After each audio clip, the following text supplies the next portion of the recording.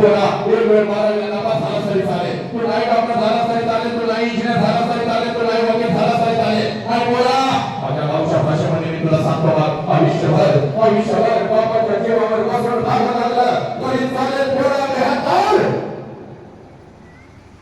पण पोरी आयुष्यामध्ये असं कुठलंच काम करू नको ज्याच्यामुळे तुझ्या बापाला मान खाली घालावी लागेल. पोरी आयुष्यामध्ये असं कुठलंच काम करू नको ज्याच्यामुळे तुझ्या बापाला मान खाली घालावी लागेल. त्याचं अध्यात्माने तुला सांगतो, मेल्यानंतर बापाला जाळतात. हे चूक आहे पोरानं, मेल्यानंतर बापाला जाळत नाही ते.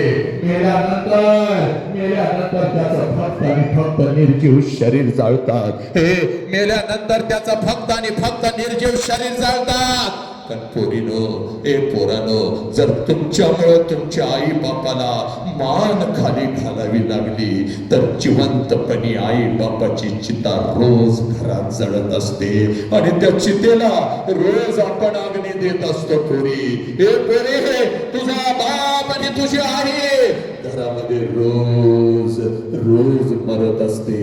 आणि पोरीनो, हात जोडून सांगतोय, जिवंतपणीचं मरण लई वाईट असतंय. पोरी, जिवंतपणीचं मरण लई वाईट असतंय. आणि म्हणून तुम्हाला सांगतोय पोरीनो, आज पळत पळत घरी जायचं बघ. हे पोरा, आज पळत पळत घरी जायचं. आणि आईला 2 प्रश्न विचारलेस ना, आता आईकडे जायचं नाही बघ. शेवटचे 5 मिनिट तुझ्या आयुष्यात घेतो बघ मी. आज पळत पळत घरी जायचं.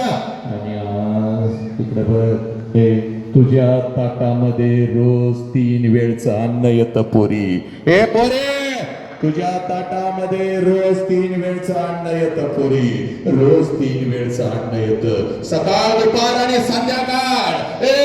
आणि तुझ्या ताटामध्ये रोज 3 वेळचं अन्न यावं म्हणून सकाळी 8 वाजता तुझा बाप घर सोडतो आणि रात्रीच्या 10 वाजता तुझा बाप घरी येतो. पोरी, कारण माझ्या पोराच्या ताटामध्ये रोज 3 वेळचं अन्न आलं पाहिजे म्हणून तुझा बाप सकाळी 8 वाजता घर सोडतो, रात्रीच्या 10 वाजता तुझा बाप घरी परत येतो.